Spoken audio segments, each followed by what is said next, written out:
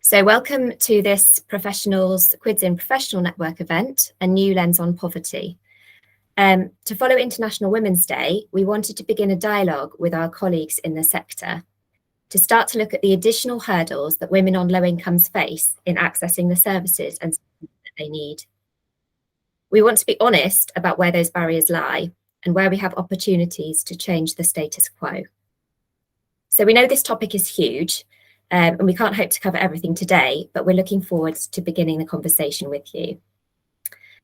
So before we start, I believe all mics have been switched off, except for those of the speakers. We've got 2 speakers today, and there'll be time for Q&As at the end of each talk and at the end of the session.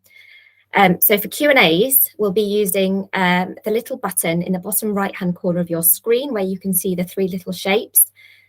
So as and when a question occurs to you, feel free to stick it in there, and my colleague Lisa and I will feed those through to the speakers after their presentations.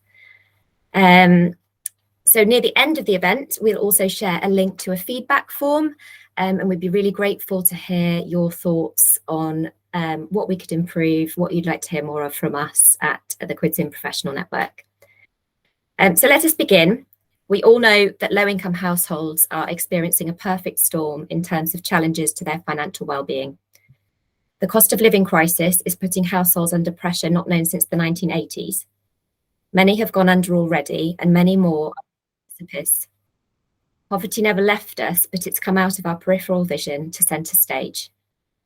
So let me leave you with this thought. What if poverty was a protected characteristic in the manner of religion, sex, or age? So over to our first speaker today. I'd like to introduce Emma, who is Head of Programmes at Clean Slate.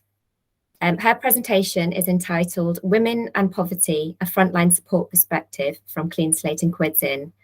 So I'll hand over to you now, Emma. Thank you.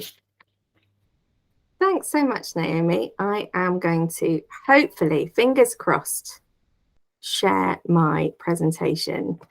Now, can everybody see that? I can't see you when I'm presenting. So is that somebody make a noise? Can you see it all right? You can see it, Emma. Thank you. All right, no worries. So I'm going to, it's an enormous topic, this. So I'm going to try to speak for as little as possible so that we've got the most amount of time to hear what Katie's got to say and for that discussion element of the presentation of the webinar. What I am going to do is introduce myself. I'm going to introduce Clean Slate a little bit more and explain a little bit more about what we do. I'm going to talk about some of the specific challenges that we're facing as an organisation that supports low-income households and particularly women, as I'll go on to discuss. And then I want to get into the data from our own service. So we're going to speak to our own experience as an organisation about some of the biases that we find within the way in which we form policy and the way in which we deliver services, and some of the biases that we find particularly around women in poverty and how we work around those biases in our day-to-day work, with some examples as well, which I hope will get everybody thinking about their own experience in the sector and things that they might want to contribute from their own experience of that. So who am I? Well, I'm Emma Kernahan. I'm the Head of Programmes for Clean Slate. Who am I to be talking to you about women in poverty? I have been a support worker for, I guess, about 20 years. I have worked with the big issue for a long time. I had a big break when I had children. I took 6 months of maternity leave, and then I realised I couldn't really afford to cover the cost of childcare in my old job. And so I was actually off work for 5 years. More on that later, on some of those issues. And I've come back and I have been working as a housing support worker and then working with Clean Slate to deliver their services in Gloucestershire and now nationally as well. So that is the extent and the limit of my experience when it comes to low-income households and women.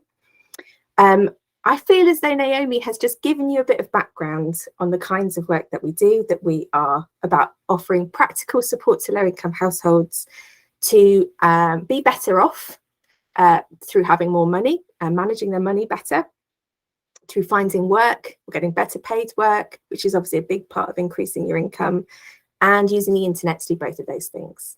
So we have face-to-face centres in the west of England, in West Wales, that just opened this week, in Gloucestershire and in East London. And since the pandemic, we have also developed a virtual support hub. So we offer our support remotely on the phone and online to people wherever they are in the country. And we do that principally to those who are welfare claimants and social housing tenants. We use a range of online tools to deliver that support.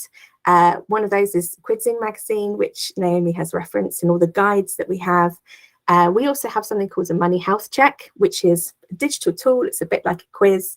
It's 25 yes/no questions, and each one of those is designed to help people to understand which areas they feel least in control of their money in. And each no answer generates some useful suggestions and some short links to long-term and specialist support. So it's sort of building an action plan for people automatically. And we do that money health check at the start and at the end of our service, so we can sort of map progress. And that's where a lot of our data comes from, as well as a survey, which I'll talk a bit more about in a minute. So we also run workshops, and our support is very intensive, where we do offer one-to-one support, our guided service. That's every single week, and we offer that support for between 2 and 12 weeks. 12 weeks is the outer limit. So we are a triage service around money and employment, and we view ourselves as a bridging project between understanding what's happening, meeting people where they're at with their money, and making sure that they are as connected as possible to all of those other services that they might need. So we're connecting money as that thread that connects all of the other aspects of people's lives. So a big part of how we deliver our service is who we hire, who we recruit, and how we do that. So the techniques that we use to talk to people about feeling more in control of their money are coaching techniques, and we actively recruit from the communities that we serve. And we actively recruit people who have got lived experience of being on a smaller income, of juggling caring responsibilities with work, and who have got lived experiences of many of the other issues that we face when supporting low-income households. So recently we ran an in-house survey, and so we know that 87.5% of our staff, of my colleagues, are women. So I work with a lot of amazing women. 60% of the people at Clean Slate are parents. 70% of the people at Clean Slate work part-time. We work flexibly, and the overwhelming majority of us work from home because we deliver that remote service. So we do have people working in community spaces, but the majority of people exclusively work from their homes and do that around their other commitments. So I think we're quite unusual as an organisation to operate in that way. And I've sort of watched the discussion around everybody's got to get back to work. Alan Sugar's really keen for us all to get back to the office. But what we've actually found is that over the last 4 years, when we've made that shift to working flexibly and from home, it's been enormously successful. It's for us as an organisation. We've grown massively, and we have delivered an enormous amount of outcomes for the people that we support. So this is a way of working that really works, and it's lovely to provide that example. I just think it's worth pointing out that an above average number of our colleagues are the parents of disabled children, and we know that statistically parents, and especially mothers of disabled children, have more barriers to accessing work because of the lack of flexible working that can fit in around caring responsibilities. So I think it's worth mentioning that when you structure your recruitment and your organisation differently, those are statistics that change within your organisation. And just to touch on elements, so we have formalised that process of recruiting from communities through elements, which is expertise through lived experience with mentoring, and that is a paid peer work training programme where you come and have paid work with us. You have 6 weeks of life coaching and paid for training in the business of becoming a support worker, and that links to placements elsewhere and with progression within the organisation. So we've got people who've started as peer workers, some of whom have been trained entirely remotely and recruited because it fits with their lifestyle, and they have progressed into support work with us. And that is easy to say, to have a structure like that. It's harder to do. And there's lots of discussion to be had about how that works within a funding landscape where funding is piecemeal and where it's very much focused on crisis intervention rather than building innovatively the way that you deliver that service.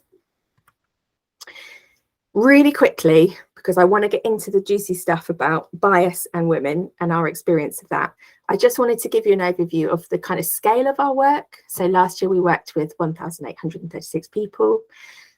We measure the financial gains that people make as a result of using our service over a year. We've managed to catch just over £1.1 million last year of extra income for those people who used our service. I don't think we caught it all, but that's what we can definitely have a claim to in some way. And I think it's really relevant to the discussion later that what we discovered, that even when we were working with people who were in financial crisis, we had a lot of work outcomes. And actually 50% of those financial gains across all of our programs, roughly speaking, were coming from paid work or better paid work. And I'm going to state our goal, which actually shouldn't sound radical, but in the current circumstances, it really does. You know, we talk about getting financial gains for people, for getting people into work. What we're really after is for everybody to have enough money to plan for the future and to live a meaningful and happy life. And that's really our goal for everybody that we support using our coaching techniques. So the challenge, the landscape we find ourselves in, I've put here everything everywhere all at once. Naomi has touched on the cost of living crisis, and I was going to put in some statistics here about what's happening overall, you know, UK wide. And it was it's such an enormous topic to talk about how things are getting worse for people. And I think because I want to get into our own specific experience of it, I'm going to leave it here by just saying what we've had is obviously three things: cost of living crisis, but before that, the pandemic, and before that, over a decade of austerity. And those things can't be extricated from each other. We've had rising poverty overall. I think at the moment we've got the Trust and the Joseph Rowntree Foundation are saying that 90% of low-income families on universal credit are going without at least one essential: heating, eating, other basic essentials. One of those are going without. That's 90% of people on universal credit.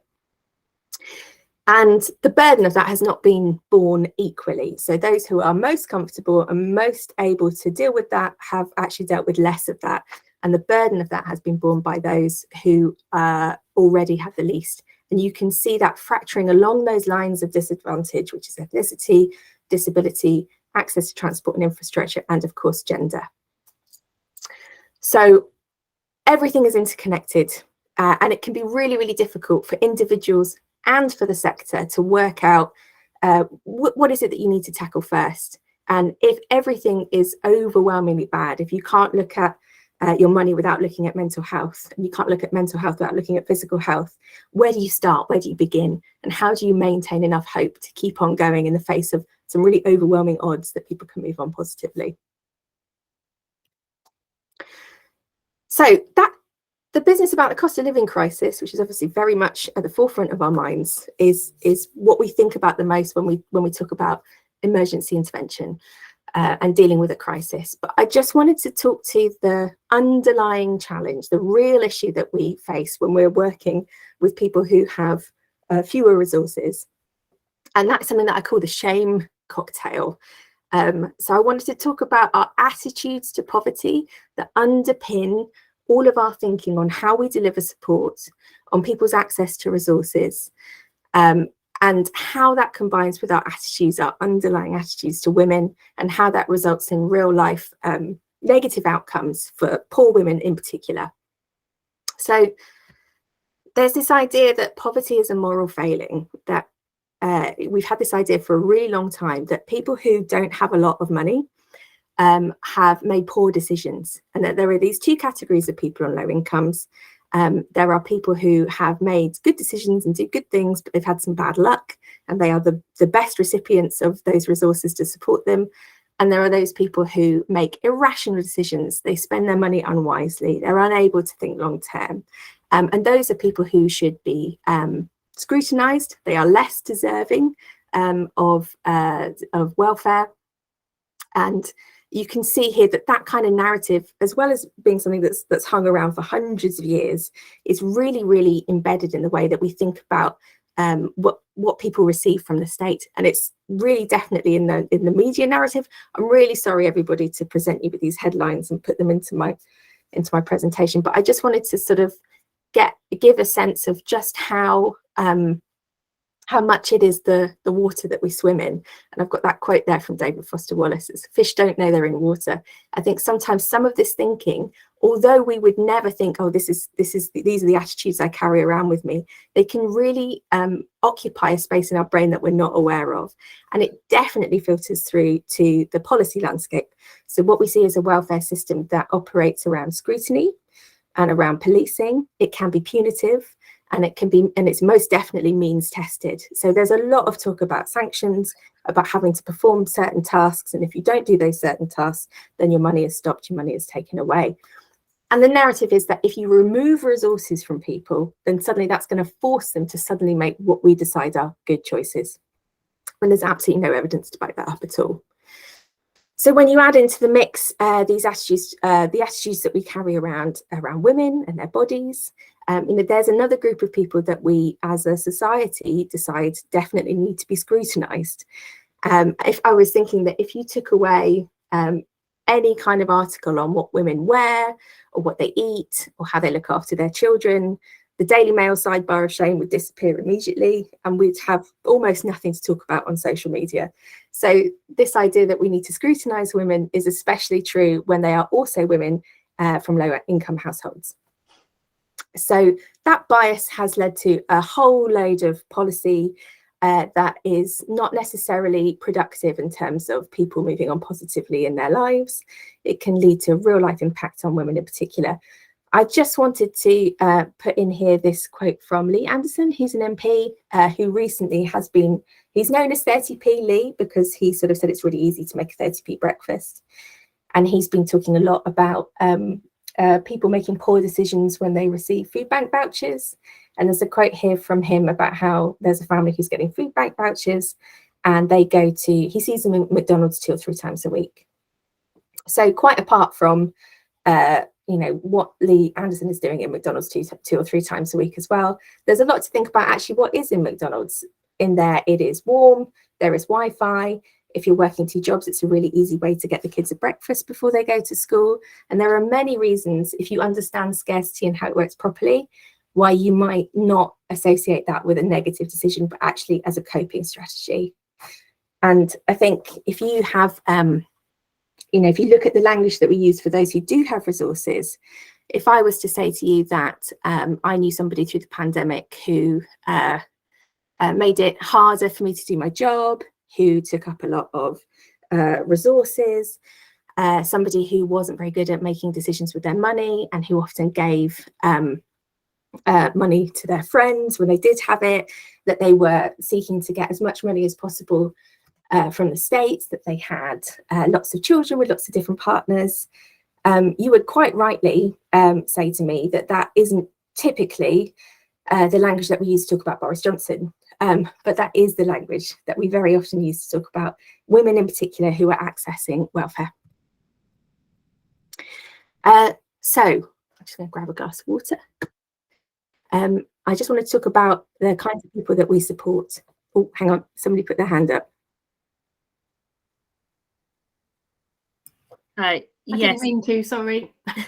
That's okay. I was looking for the button that did the applause because of the example you just gave. Oh, okay. Look, I can't see anyone at all, so I'm really sorry. I'll get sorry to interrupt.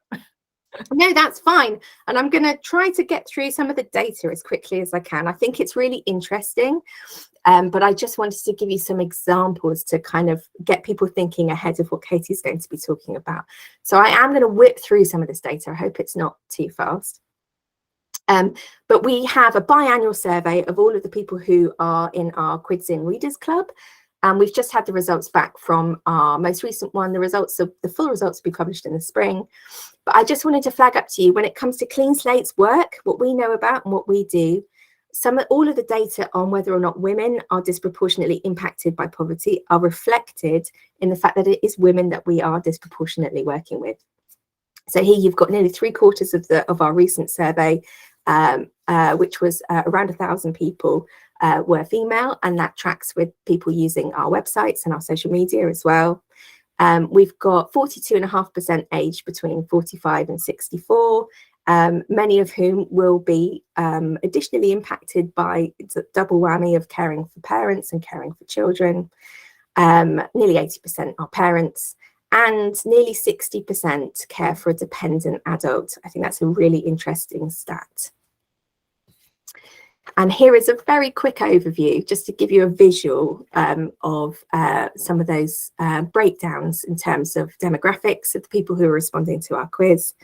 It's worth noting that the two at the bottom, so people who, the number of children people have and the number of adult dependents, they come from just the people who were responding who were social tenants. There was 818 people there. So just a little bit of information from our guided service, where we work one-to-one with people. It tracks, it's the same kind of numbers. So 72% of our current clients, this is a snapshot that we've got right now, are women. And 75% of those have caring responsibilities. So three quarters have caring responsibilities, and nearly 20% disclose health considerations. So that includes disability and mental health needs. And those are our figures actually from 2022 across the board. So I just wanted to give you the top 5 issues that have been raised by people when they come to use the service. These are the things that they say, that they tell us, first of all, that they are affected by. So you can see money comes in twice, most clearly. So we've got debt right at the top. People are coming to us because they've got debt. They are then listing their health issues and disabilities.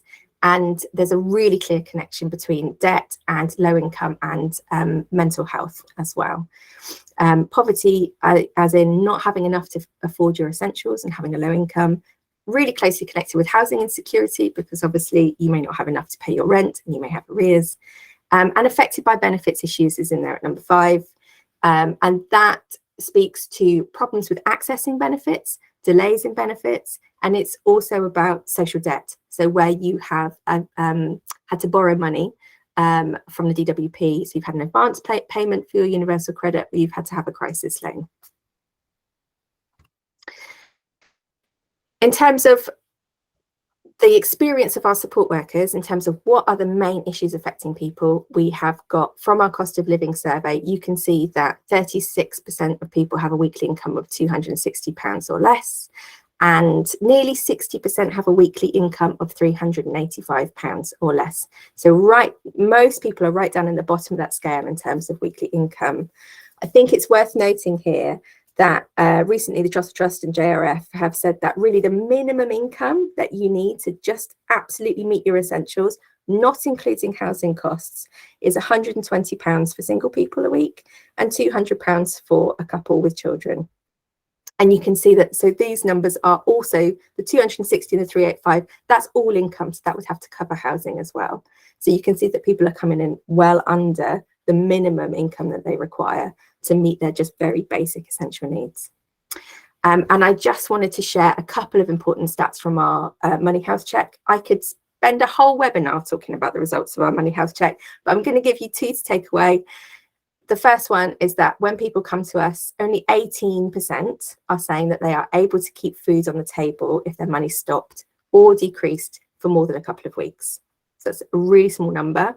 And we've got 15% of people saying that only 15% of people are saying that their money will last. They know their money will last. We've essentially got 85% of people who feel like their money's going to run out before the end of the month. It's not lasting them through that whole month period.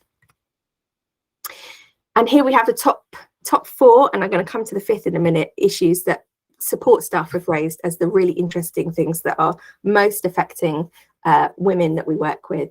I'm going to rattle right through them, but I just wanted to raise financial and domestic abuse are linked and that they have really long-term effects. And speaking to the rest of the team, that's something that people feel is underplayed in terms of the policy that we have to support people. People are additionally unable to leave relationships when they do not have financial security themselves. And it also has an impact on their ability to access social housing if they have existing debts with a housing association. And of course, the universal credit household payment rule, where it goes to one person within that family unit, makes it additionally difficult for women to access those payments within a relationship. So I just wanted to leave that with you. Women are particularly affected by the housing crisis and some poor welfare policies around housing. There's a really long wait time for those larger properties for families. There's a long wait time for all social housing, but especially those bigger ones are like hen's teeth. We've got the 2-child rule with universal credit, where it's much more difficult to access support for more than 2 children. The benefits cap, the bedroom tax, social debt, all of those things disproportionately impact upon women within that group of low income people. And pension poverty isn't something that's talked about very much. But one thing that I wanted to flag up from my colleagues is pre-pension poverty. So that's women over 55, and we know that women have worse outcomes in terms of the amount of savings that they have as they go into retirement. Women of colour especially have even less as they're going into retirement typically. But what we've seen a lot of is women who are over 55 and they need to claim universal credit before their retirement, and they're having to rattle through what could be a lifetime of savings if they're single, and that's all of their reserves before they can access universal credit. So you have to get down to, £6,000 of savings, and then they're going into retirement with nothing in the pot at all. So I just wanted to flag that up. And rural poverty. There's lots to talk about welfare as it relates to rural poverty and women, but I just wanted to flag that up as one of the 5 main issues that we had from our own experience of working with women on low incomes. This is the big one. Number 5 is work and childcare. So I just wanted to touch on some of the stats around the cost of childcare. We have a cost of childcare crisis at the moment. Campaign groups like Pregnant Then Screwed and Single Parent Rights have flagged up done a lot of work around this recently. I just wanted to flag up a recent survey that was done with, I think it was 26,000 people by Pregnant Then Screwed, that says that 1/3 of parents are using debt to pay the costs of childcare. And 76%, 3/4 of women who are currently using childcare and working, so that it makes no financial sense for them to do so, that they are just about breaking even or it's costing them more. And 1/5 of women have left work over the last year because of the cost of childcare. So we've got women carrying a disproportionate burden in terms of those costs and those extra responsibilities. That's reflected in lack of access to flexible working. There are fewer jobs that operate like that. And what we see from our own work is a lot of people who access low paid and insecure work, because they're juggling it with childcare, they're cycling between low pay and no pay. And they've got a massively changing income as well. So your income might go up and down all the time, especially if you've got a 0-hours contract. And that means it's really difficult. It has a big impact on your universal credit and an inability to plan. And also lots to say about the disproportionate impact on women of unpaid care. We know that those providing unpaid care, so I'm not talking about childcare, whether that is unpaid, but unpaid care for other dependents, we know that that's mostly women. We know that those women are mostly living in deprived areas. We know that women are more likely to be doing the greater number of hours of unpaid care as well. And that has a much greater impact on their ability to work, on their pension, and on their financial outcomes overall. So if I've still got time, and I'm going to try and be quick, I've got a couple of case studies that I wanted to go through. I wanted to talk about a bias case study. So this is about rural lone parenting. And this is somebody that we worked with during the pandemic, who lived in a remote village location with a lack of public transport. There were a lack of job opportunities locally. In the shop, everything that she needed to buy was more expensive because the supermarket was too far away and you couldn't get there on the bus. She had more than 2 children. She had 1 child aged 3, and she'd been recently bereaved during the pandemic and had a shift to universal credit. So she was also struggling with bereavement and with mental health issues. And the first thing we did in supporting this lady was to go through what her financial situation was, and to make sure that she had enough coming in to cover her essential needs. And I remember on the phone call that I had with her, we were just going through what have you got coming in and what's going out. And she rattled off every single penny of her income and outgoings. So she knew everything about her money. There was nothing she didn't understand about stretching a tiny budget. She had absolutely everything down. Everything I could think of in terms of reducing her outgoings. She'd already made some phone calls. She'd already sorted out switching to different services. She was absolutely across it. And I thought at the end of that conversation just how capable she was. And I could hear some background noise while I was talking to her. And I asked her where she was, and she was in the car, in a friend's car, and she was outside the cemetery where she was visiting the grave of her late husband, and she had the kids in the car with her as well, and they were climbing around all over the inside of the car. And even then, she was able to say to me exactly pounds and pence what was happening. She was the most capable person I've ever met. And I thought there's absolutely nothing in the narrative that we carry around about how capable and resilient the people who are experiencing these circumstances are.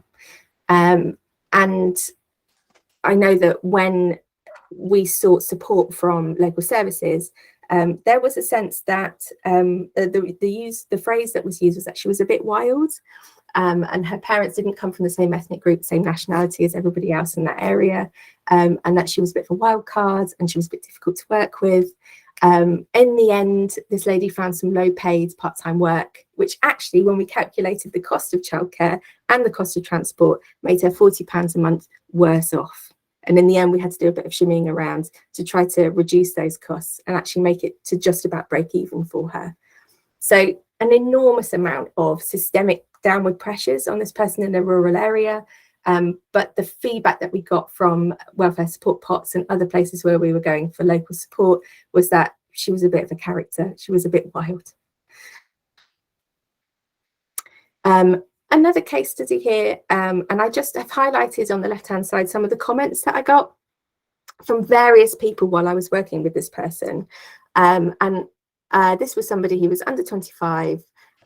She had housing and mobile phone debts from a previous abusive relationship. She was care experienced, and that was known by all the services that were supporting her. She was unable to access social housing because she'd left that relationship with debt to the housing association where she'd been living with an abusive partner. She was doing low paid work, and she discovered she was pregnant, and she was illegally fired from that job, but didn't have access to legal advice. She then had a 13-week wait for her universal credit because her remaining holiday pay landed in her account in the middle of the assessment period and delayed the whole process. She had a broken device, so she had lots of skills with the internet, but she had a broken device. It was a bit patchy in the way that it worked. She had a lack of Wi-Fi. She was sofa surfing. She ended up having a high-risk pregnancy, and there were insufficient considerations around her healthcare there. There was what we call a thick skin bias, the idea that she'd had a difficult time in the past and she was used to things going badly. And I just wanted to share, and later on she was moved to a rural location with no transport. So I just wanted to share some of the comments that I took on board from some of the other people that were supporting her very well in some cases. But phrases like she's a difficult customer, she shouldn't be spending her money on cigarettes when she's pregnant, she's a tough cookie, she'll be all right. How am I doing for time, Naomi? Should I speed up a bit?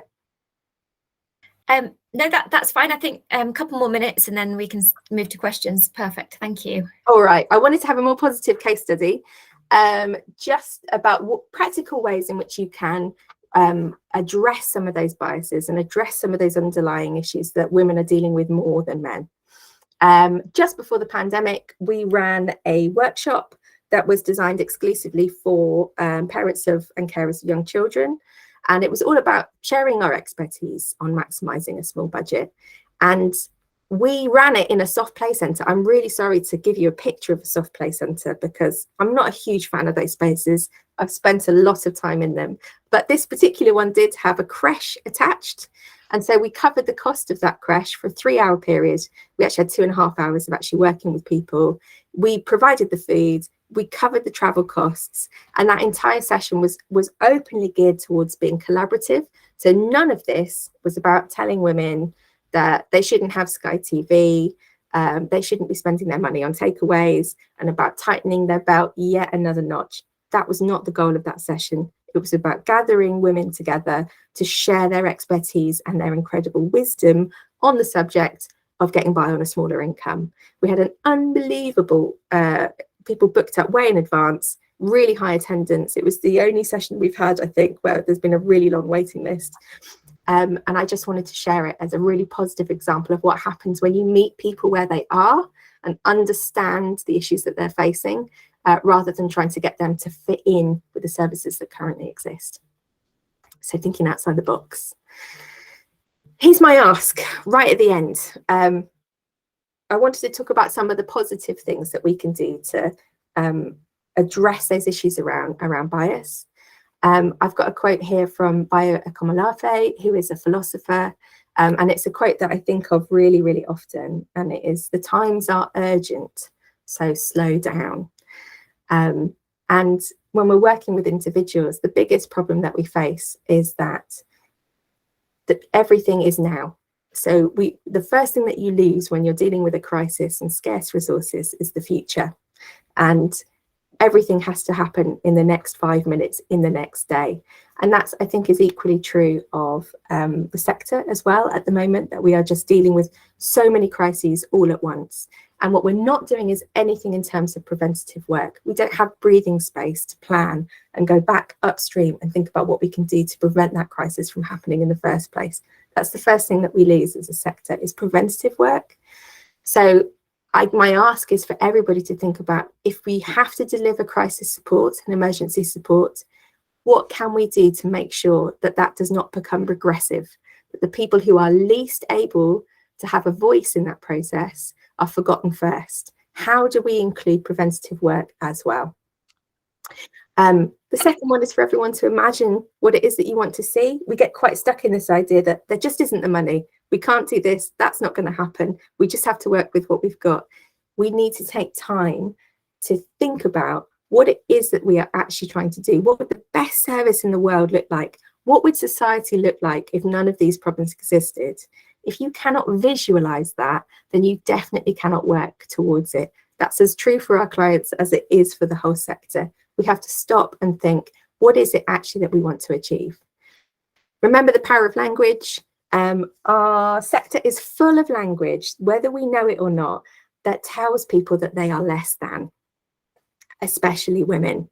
And I think we need to think again about, words like client, which can sound positive, but the way in which we use it sometimes is, welfare claimant. Think about how we think about people, especially around employment.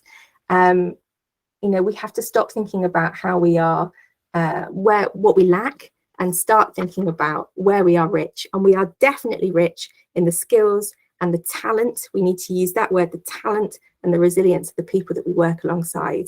And that is a resource that is bottomless, and we should be maximizing it and using it.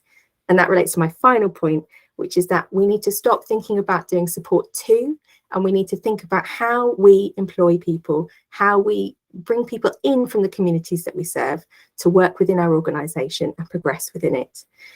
We cannot change the job sector. I don't think we're going to get every company to be working flexible hours, 4-day weeks, and with better recruitment methods. But what we do and how we hire people, that is within our sphere of influence.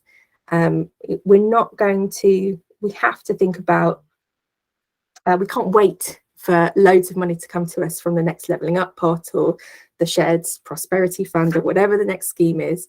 We have to start making that change now. And if my experience is anything to go by, it's the women that are going to be making that change. They're the ones who are out there making change in their communities at the moment. And we should be seeing how we can use their skills rather than trying to do support to them. Okay, I'm going to stop talking. Thank you so much, Emma. That was fantastic. A lot in there for us to digest. Just a reminder, we've got about 5 or 10 minutes for questions now. So if you look down in the bottom right of your screen, you've got the 3 little shapes. And if you click that, there should be a Q&A box to click there. There's certainly things about, I'll certainly be aware of checking my bias against Boris Johnson in the future. And there was a lot around pre-pension poverty that I hadn't come across before. So I think there's a lot in there that might be new to you, or that might be things that sort of set you to thinking. But if you have any questions, do feel free to pop them down below and we'll start feeding them through to Emma. because I've gone over a bit, I'm really conscious I don't want to take up 2 more times the questions as well. And I know we've got Q&A later. So Naomi, if you want to roll straight into what Katie's got to say. Yeah, that's a great idea. And we'll just bunch those questions together at the end, if that's okay with everybody else. But do feel free to keep writing in that box. So it gives me great pleasure to hand over to Katie, who is a inclusion and cohesion specialist from BCohCo. And we're really grateful for Katie's time. So BCohCo, I'm sure Katie will introduce a bit more about why she's here, but we're really interested on her insights into bias and how it shows up. And I think we can all probably learn a lot in the next sort of 15 to 20 minutes. So I'm going to hand over straight away to you, Katie, and thank you again. Thank you, Naomi, for the introduction, and really happy to be here. And Emma, that was great. I mean, it really set the tone for the rest of the conversation. So thank you for that. So in honor of International Women's Day, which the theme was embrace equity. Okay, embrace equity. And what does that mean, really? So my name's Katie Donovan-Adekanmbi, and I'm an inclusion and cohesion specialist, like Naomi said.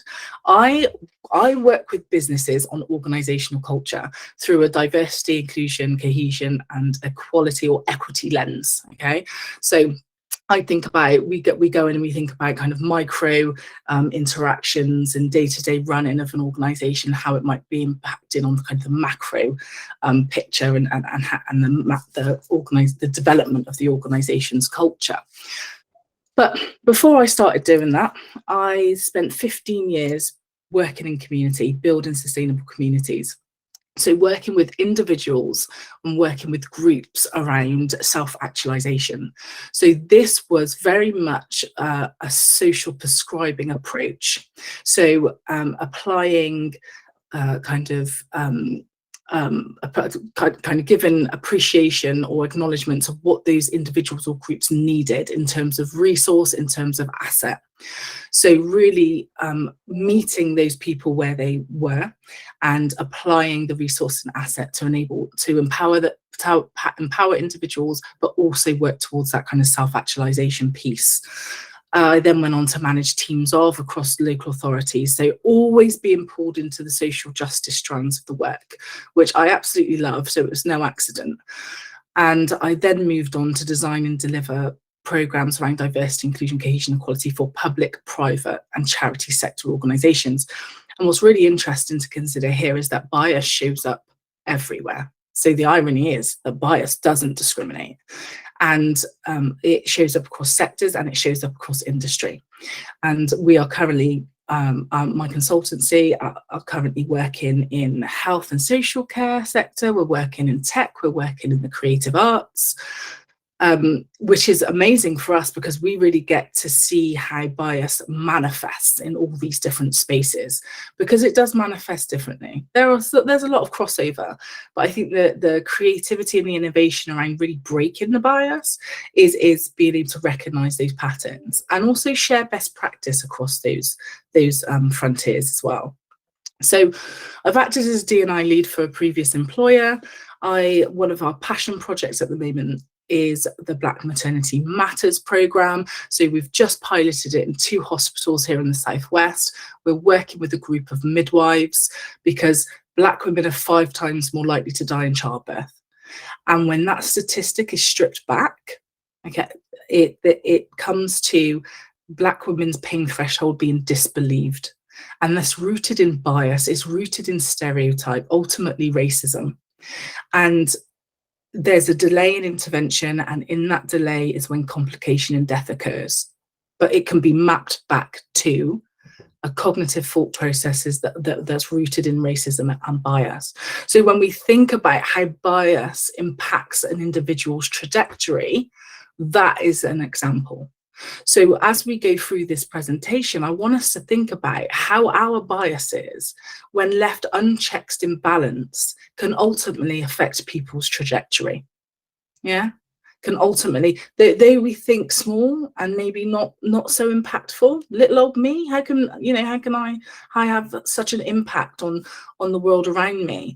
But I ask you to consider, do you see yourself as part of the system or separate to the system? Do you feel like you can influence the system?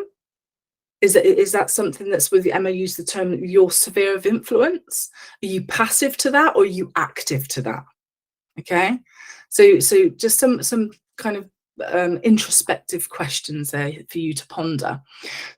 So, as I said, I'm now the founder of BCohCo. It's an acronym for Building Cohesive Communities, a consultancy that works primarily with businesses. And I absolutely love what I do. I feel really blessed to do the work that I do, because it is absolutely purpose driven. So I feel very lucky. I think a couple of other kind of things to know, I suppose, is that I studied international relations, I studied community development and social psychology. So it's kind of all relevant and kind of fueled my journey on social justice journey. But I think it's really important to acknowledge as well is our personal kind of perspective on this subject matter. And I am dual heritage. My father's Jamaican, my mother's English Irish. I'm a neurodivergent woman. I'm very proud of my womanhood, and I'm a mother, okay? And I'm a working class girl. Yeah, so when I think about my roots, when I think about my journey, those are also identifying factors that define me, define my decision-making process, define the kind of academic journey I went on, to find the career that I pursued. But we can't, and I think in this conversation, what we've done for a long time is compartmentalize and separate our personal from our decision-making process, when actually I know that I've had to learn to navigate our society. I've navigated many barriers that have been put before me because of the identity markers that I've just described, and that all kind of contributes to, you know, what I plan to share here today. But organisations historically have put their staff on, say, an e-learning training, or asked them to log on to a module and, you know, tick a few boxes, answer a few questions, do a little quiz that you can do a bit of guesswork around, and come out of the other end with a, you know, a stamp that you've done your annual CPD around diversity and inclusion. And actually, this needs to be done on a real visceral level. We really need to look at ourselves and how we're showing up in this conversation, because the conversation isn't going anywhere. There's a strong business case for the fact that organisations doing it and doing it well stand to outperform other industry peers by 25 to 36%. So, you know, there's a competitive edge there. But the public sector also, let's you know, acknowledge that it's law, it's written into the public sector, the Equalities Act 2010, that the public sector duty requires that the public sector actively, you know, pursue and encourage and foster good relations, etc., when it comes to identity. So again, I just want to kind of circle back to the fact that this idea that we can't compartmentalize anymore. We can't leave our personal perspectives at the door when we start our 7 hours in the office, if that's what it looks like, because our biases are informing our decision making, our professional practice. They will permeate, they will infiltrate. So the next few slides are going to consider that, and how we can start to think about that and how it shows up. Okay. So you may have seen this image. It's done the rounds. It's been around for a long time. But this kind of this playing field analogy. Who's starting where on the playing field? Who has the privilege? Who has the power? Okay. Who has access and opportunity? Okay. So when we're thinking about this through a gender lens, especially, the United Nations have said that if we carry on at the rate that we are, it's going to take 300 years for women to be equal. 300 years. That's a lot. They were making a little bit of headway when it comes to the gender pay gap. We've got a lot of work to do. So this an image says 1,000 words, and I think for this one it just says it beautifully. And if we cast our mind back to the height of 2020, okay, and let's be honest, inequalities were exasperated. So we had Black Lives Matters erupt on the international stage. We had older people left out of contingency plans. We had the LGBTQ plus community disproportionately left homeless. We had women disproportionately affected by domestic violence, parents by poverty. Okay, No group was left unscathed. I could go on and on and on. So the realities were stark when it comes to the disparities between the marginalized groups, okay, which is depicted here in the first kind of image, if you like. Now, if we move on to the next segment of the fence, we've got equality. Now, equality is what a lot of organizations or practitioners tend to apply in their practice. Equality feels fair. We give everybody the same. Everybody gets the same. So then we're being fair. But again, through that social prescribing lens that I mentioned earlier, we need to be able to assess people where they are under the circumstances that they're operating and living in, and then apply, okay, the resource, the asset, whatever it requires for them to self-actualize, for individuals to thrive and become the best that they can be, okay?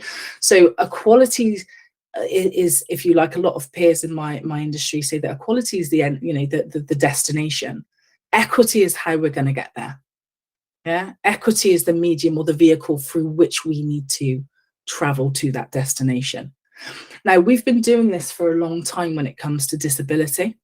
Okay, so if somebody has a disability and they're working for an organization, for example, and they declare it, we'll make reasonable adjustments. Okay, we'll put in place reasonable adjustments that will enable that person to be productive and thrive. Okay, but how are we doing that when it comes to gender? How are we doing that when it comes to race? How are we applying equity in our very, unbalanced society? And then ultimately liberation. And I get accused of being idealistic for when I think about liberation and what that means. But for me, the fence in the fence and the removal of that fence represents badly written policy. It represents our internal biases when left unchecked, imbalanced, okay, and poor culture. Yeah, so also all those things, all those barriers compounding, in that fence, representation of that fence. But once removed, we don't need to make reasonable adjustments anymore. If we do the work, we don't have to maneuver or navigate. Okay, if we remove them in the first place. So with that in mind, we're going to do a little poll, actually. So Naomi, if we get ready to set up the poll. So how and where does inequity show up? What does it look like? Okay, so on the ground when we're working together, and Emma went through a lot of kind of statistics for us, which were amazing. But if I'm honest, when I'm out in the industry and I'm out training, you'll get a cross section of people that are receptive to statistics and will kind of acknowledge that they are tangible, it's a tangible evidence base that you can operate from. But even in some cases, when you give people statistics, they'll still do the whole, is that still happening? No, I don't know, it can't be. I don't think, no, that's not happening. No, it can't. So some people still look for other evidence to kind of support these ideas. So you've kind of got that macro approach, you've got the data, and then you've got the interactions that take place on a daily basis between us all.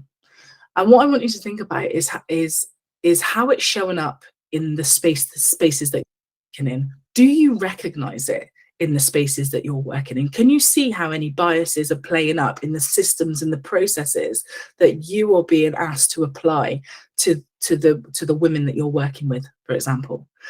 And so how it shows up: lack of access to opportunity, that door just not being open to you, whether it's because of inflexible hours, because of where you live, the geography of where you live, okay, because of your economic status.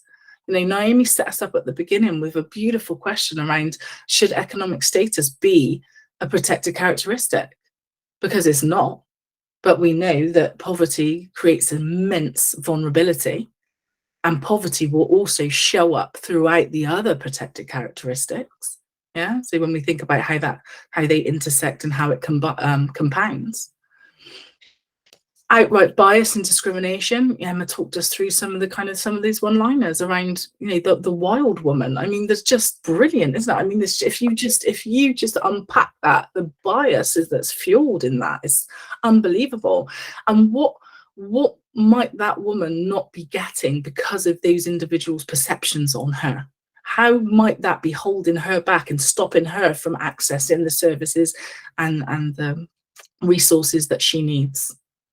Okay, so how might it be showing up? Have we got some answers to that question, Naomi? Have we got some feedback on that poll? Yeah, so it's universally yes, and I'll tell you how many have said so. Yeah, universal yes. So no one has not seen bias show up in the way that services are delivered for people on low incomes. Do you know what would be really interesting for me is if participants don't mind, what does it look like? If it's not something that we've addressed on this slide, what might it look like? And obviously, in the interest of confidentiality and anonymity, you don't have to mention the organisation you work for or anything like that. But what does that bias look like? So yeah, those can go in the Q&A or in the chat, and then we can read them through once you've finished. That'd be great. Excellent, wonderful, thank you. So 300 years until there's equality, apparently, according to the United Nations, but some other kind of statistics to just kind of get our head around. So here in the UK, according to the most recent census, 51% of the population would identify as woman, as female, and 49.5 would identify as male, and there's 0.5 which would be considered non-binary or trans when we think about kind of the gender diversity that we're working with. So with that in mind, 51% being female, when we think about kind of business and organizations, we know that the FTSE 350, of which CEOs are men, that's 96%. Okay, so when it comes to women, it's 4. So that's only 12 companies out of 350 that have a female at the helm. Okay, in 2022, Sussex University study found a grading difference of 4.4% of percentage points between higher and lower economic status pupils. Okay, so here again, we're thinking about the intersectionality piece of where kind of gender and social economic status shows up. 60% of women regularly experience microaggressions at work, okay, in the workplace. So how does that translate for your service user, if you like? What microaggressions might, when we think about the supply chain, because if at the end of the day we're serving our end user, what microaggressions might they be experiencing as well? But in the workplace, what women often describe is, being in a meeting and until another male peer echoes the sentiments that she's just kind of said, will it be taken seriously? There's an assumption that women will, make the teas or take the minutes or clean up a space after, people, other colleagues have left it. Okay, so when we think about kind of stereotypes and self-fulfilling prophecies, that's also something to consider. In 2021, more women than men were furloughed with a loss of pay. And we know more kind of childcare responsibilities, etc. And in 2020, an article by Cambridge University Press highlighted 18 studies that show a thick-skinned bias in judgments about people in poverty. Okay, so Emma mentioned this thick-skin bias. You just suck it up and you get on with it. Everybody's going through something, right? That kind of logic. So just some more kind of macro data to think about when it comes to the female experience. And again, this image for me, it also says it all. Okay, so while again it's a professional context, we can see the barriers. When we think about barriers, when we think about what we're contending with in terms of our own self-actualization as women, there's a hell of a lot more to consider and to think about and to maneuver around and to navigate. Okay. So what do we need to apply? So we thought about earlier the idea that equity and disability. So we've been applying equity to disability for a long time. But if we start to think about that through a gender lens for women, what does it actually look like? And I'll have to just share, when I first set up my business, I took part in kind of a program, an incubator program that was funded by NatWest at the time, because of the Rose report. And the Rose report stated, I believe, that only 0.3% of all startup funding goes to women, or go to females. Okay, so if you flip that on its head, even 99% of all startup funding goes to men. Yeah, it's huge. But that was an attempt. That was an attempt to apply equity. Yeah, it's an attempt by NatWest to apply equity to a group of women who were starting their businesses, and they brought in specialists that could share knowledge around financial management, governance, developing your infrastructure, etc. Okay, so when we think about kind of equity and the shape that it needs to take, these are kind of what some organizations are doing out in industry. So we've got a case study here, Claire's story. Okay, so Geraldine was so amazing, so understanding. She sent food vouchers every 4 weeks, an £85 food voucher. You wouldn't believe how much I needed that at the time. I've set up life insurance, I've got things in place, I've sorted out my will. All of this has been done since speaking to Geraldine. Talking to her highlighted the importance of sorting out my finances, especially if everything happened to me. Okay, anything happened to me, sorry. So what we've got here in the corner, you can see Maslow's hierarchy of needs. So when we think about equity, when we think about self-actualization or thriving, I always think about Maslow and what Maslow says we need in place to be able to do that. Okay, so Maslow talks about having physiological safety, so a roof over our head, warmth, food in our belly, literal safety from harm as well, so safety from physical harm, safety from neglect, etc. Then social connection. Who do we love? What, the family we belong to, the community that we belong to. At this point, identity starts to take shape. Who you are, culture, what you're exposed to. Okay, and then self-esteem starts to build. Yeah, and at that stage we can start, when self-esteem starts to build, we can start to kind of refine our passions, like what we like, what we don't like, what fuels our soul, what do we want to pursue. In the Western world, that very much looks like a career. When we think about self-actualization, what is it that you do? So when we think about people that are so far removed from that actualization as well, and the hurdles they need to climb, if you like, to get there. But in other parts of the world, success very much doesn't look like a career outcome. But ultimately, what Maslow's saying is, to be able to self-actualize, these building blocks need to be in place. So when we think about Geraldine and the support that she was given in these circumstances, and what it enabled her to put in place for her safety and her security and her future, it's amazing. Okay, equity in action. So I just want to talk about this idea of intersectionality. So at the top of the session, I introduced myself as a dual heritage woman, neurodivergent, working class girl, mother. Okay, and we could all do that. We could all do that when we think about the scope of the Equalities Act and the identities that are protected. Okay, what isn't protected, as we know, is social economic status. And when it comes to women, menopause as well. So menopause comes up as one that probably should be protected.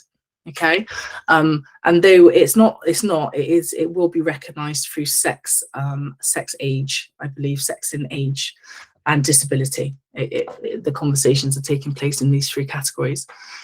So when we think about intersectionality, we think about where those identities compound, because you can be a woman and you could face barriers, but you could be a disabled woman and face even more barriers. You could be a Black disabled woman and face a completely different cross sections of barriers that you need to navigate.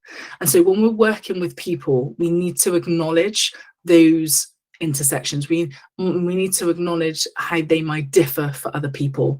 And this, for me, is where that real cross-cultural literacy comes into play. Okay, how are we building our cross-cultural literacy and our understanding of what others are navigating and dealing with and on a daily basis? Yeah. And actually, again, up until I'd say recent years, well, what I've put it this way, in the height of 2020, what I do for a living, the demand for what I do went up by about 700%. So organizations are asking themselves, how do we do this and how do we do this well? And actually, it needs to be considered a core competency, right up there with communication, negotiation, team building. A colleague of mine in my network, a peer of mine in my network called me the other day. They'd been for a job interview with EDF, I believe, energy supplier, and they said, "Oh, Kate, you'll never guess what I was asked in the interview." They asked me about, you know, my it wasn't just kind of list the 9 protected characteristics. They asked me about what I felt passionate about when it comes to D&I. They asked me about the change I want to make and how does that work with the organization's values and principles. You know, do they align? Do our values and principles, my values and principles, align with the organization? Yeah, because of the change that they want to make in the world. So this idea of cross-cultural literacy being a core competency is the future.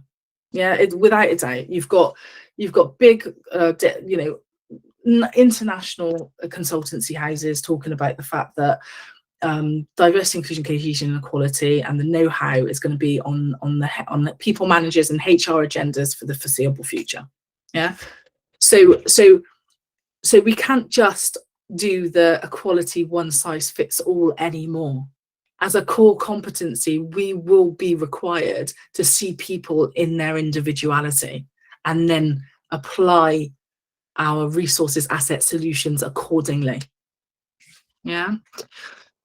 Okay. So the will of power and privilege is very similar to the intersectionality will that I showed you just now, but it talks about where power is and how power plays out.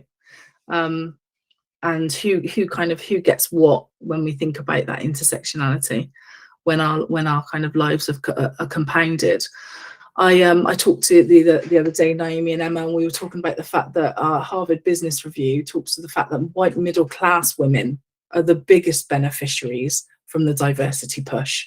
So all the work going on in diversity, inclusion, and cohesion, we find that white middle class women will find themselves being promoted or you know, going into senior leadership roles. And there's an argument that, you know, white middle class men who tend to populate the more senior roles feel more comfortable recruiting or promoting in their image. So I think that, you know, we need to be mindful of who's benefiting from the kind of the work and the moves that we're making in this arena. Okay, what am I doing? How am I doing for time? I feel like I've just got a couple more slides to run through, and we've got time, Katie, no problem. Yeah, okay. So I just want to touch on bias and unconscious bias. So by no means are we going to be able to go into it in depth. I just want to apply a kind of basic understanding here when we're thinking about checks and balances in our own biases and the introspective work that we need to do. So bias, in a very basic form, is around our preferences. Do we like sweet? Do we like savoury? Do we like dogs? Do we like cats? Do we like Mercedes? Do we like BMW? It's our preferences, okay? So whether we're in favour of one thing, person, group, or compared with another, usually in a way that's considered to be unfair. So biases may be held by an individual, group, or institution and can have negative and positive consequences. When we apply this to people, when we apply our biases to people in groups, that's when it can become really, really quite murky and put other people at a disadvantage. Okay, and when we're thinking about our unconscious bias, this is happening at a much deeper level of the mind. This is almost automated. Okay, our unconscious bias is responsible for our blinking, our hunger, or the fact that we can put one foot in front of the other.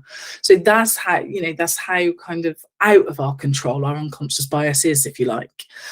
But that is where a lot of our conditioning lives. Yeah, we kind of give our unconscious bias the reins to do right by us and hope it does. Okay, when we're communicating and you know and working with others. But actually, if we've got a bias about a certain group or individual, you know, back from that conversation I had with Uncle Fred that time, who's got radical views, and and now all of a sudden I'm looking and thinking about that group in a different way than I would have. Or these films that I've watched, or that book that I've watched. It's our conditioning and our and our perceptions. Those things come flooding to the forefront when we're faced with difference. And we need to be really active in checks and balancing those biases. You need to be active in recognizing when they've come to the forefront, when they flared up, not to put those biases on the person before us. Okay, and what might that look like? For example, I'll give you a real story. I was on my way up to Manchester to work with a client, and you're on the train for 3 hours, and I was sat next to a wonderful woman who, as soon as you start to talk about what you do, wants to tell you all of their experiences. And she was a woman of colour, and she was a mother, and she said she was shortlisting with a peer, and the peer said, if I can't pronounce their name, they're going in the no pile. Yeah, if I can't pronounce their name, they're going in the no pile. Now, this was shortlisting for a job, but how does that manifest in applications for money, benefits? How does that manifest in those settings? If I can't pronounce their name, they're going in the no pile. And this is where bias permeates decision-making processes. That's how it happens right there. Yeah. Okay. All right, so I just want you to imagine you're listening to the morning news on the radio. They are talking about a nurse who has just been awarded an OBE. You get on the train and the driver announces there will be a 20-minute delay to departure. All right. Did you think of a nurse, a female nurse? Did you think of a male train driver? Okay. I don't need you to answer. It's perfectly fine. You have that kind of introspective conversation with yourself.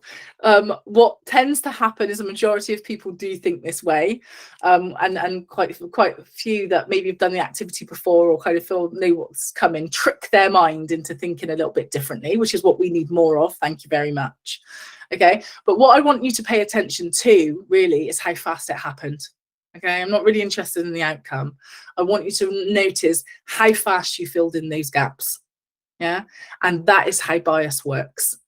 How fast are you filling in the gaps about the individuals that are put in front of you?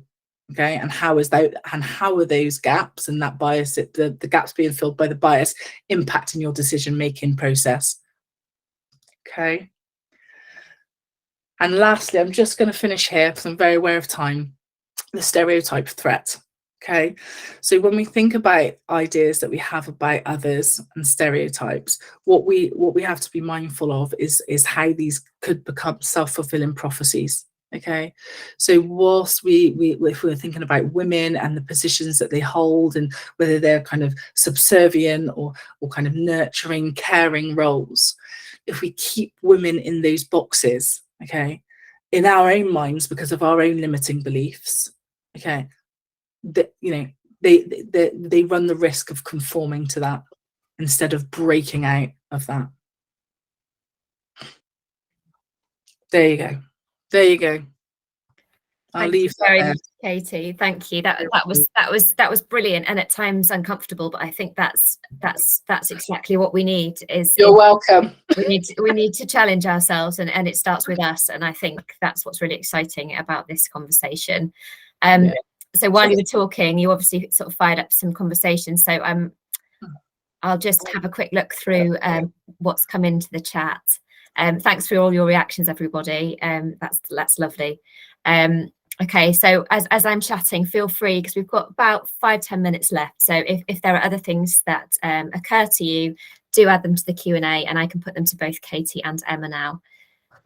So there was a conversation that went on through the chat.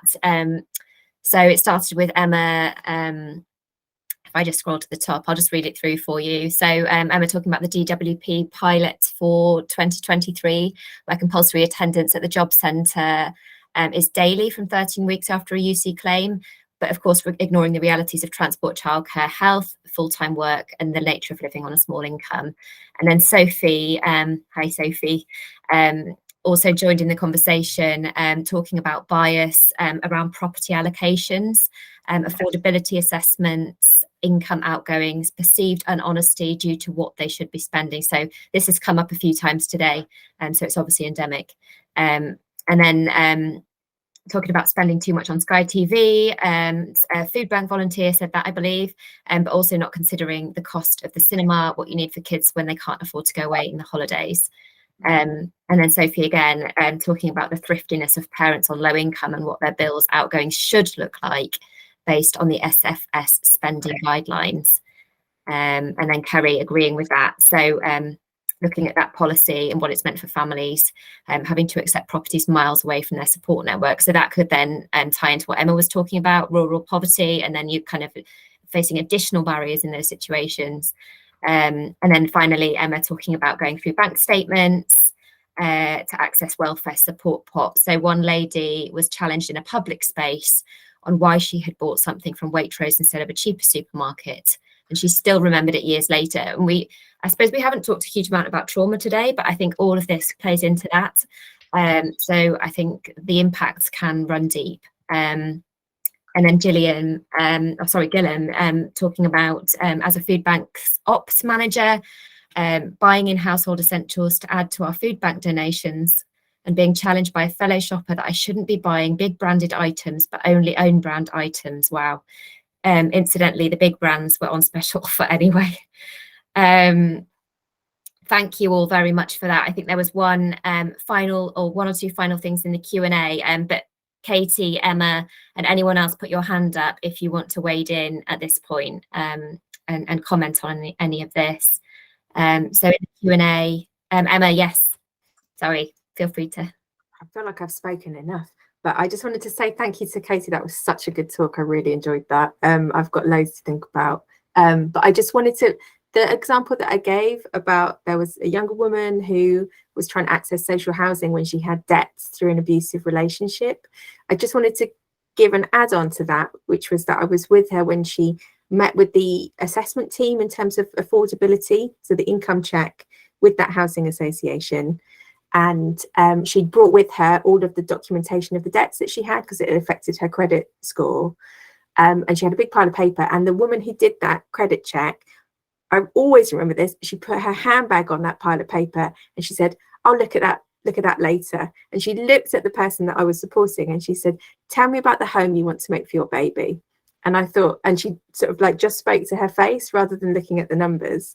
And I'm quite sure she was going well against the guidelines at work for having that conversation. She should have been saying, you know, you've got a poor credit rating, we're not going to house you, essentially.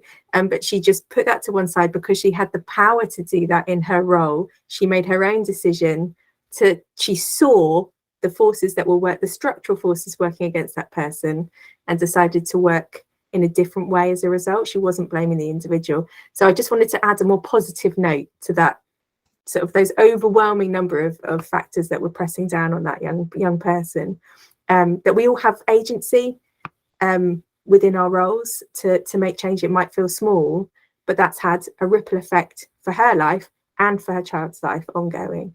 So I just wanted to, come in with that, really. Absolutely. And I think the fact that everybody has showed up today and is willing to examine their own biases and start this conversation is a really positive thing for service users, for services going forward, because that's going to be taken back with everybody here. There was just one more thing I wanted to add from the Q&A from Jeff, who's the MD of Clean Slate and Quids, talking about biases that he's seen. So, for example, employment support portals for everyone that just talks about career progression and formal training. So there's no offer, for example, of travel or childcare expenses to get to interview. How do we challenge that? Will only legislation do? Or could we think about kite marks for organisations that challenge bias against economic status? So there was lots around recruitment today, and I think that's an interesting one that we can look at if we have power, where we can do our recruiting differently. And I think there was another one from Meg. Sorry, Meg's had to go. No problem. Katie, did you? Yes. So just to say, recruitment is riddled with bias, you know, and that's something that organisations could kind of really get behind when it comes to kind of what qualifications do you need for a particular job. Organisations tend to rinse and repeat their job descriptions, and if there's like a culture of only hiring from well-known universities, then that just kind of permeates the culture time and time again. But how does that kind of level the playing field for other people? And from the moment a job description's written, you'll know whether it's aimed at a man or a woman because of the language being used. So for a man, it's more kind of competitive, hard-edged language, and for a woman, it's more kind of nurturing and caring language. Now, there's software out there now that's designed to be able to kind of neutralize this and remove those biases, but that's if an organization's in tune enough to know that that's an issue that they have to contend with. So at each touch point of a recruitment process, there is absolutely bias at play, from shortlisting, as described with the kind of woman that was telling me about the name, if I can't pronounce their name, during a shortlisting process, let alone the interview process. The power of three is best when interviewing. Okay, so one is arguably complicit. Sorry, one is arguably, well, you can't have a debate with yourself about an individual, can you? So one's no good. Two could be complicit. Well, if we both felt like that, but three is apparently the magic number in bringing a bit of kind of a robust debate to an interview. So yeah, and I mean, I could go on, but yeah, so recruitment is really important. So I think we're about the end of this session. It's been really, really great to share this time with you all. We've put a feedback form in the chat and in the Q&A. It'd be brilliant if you're able to fill that in. It'll just help us to improve our events next time. And feel free to email us afterwards to ask for recordings or to ask further questions of Katie and Emma. I'm sure I can pass those on if need be. So thank you all very much, and I hope you all have a lovely rest of the day.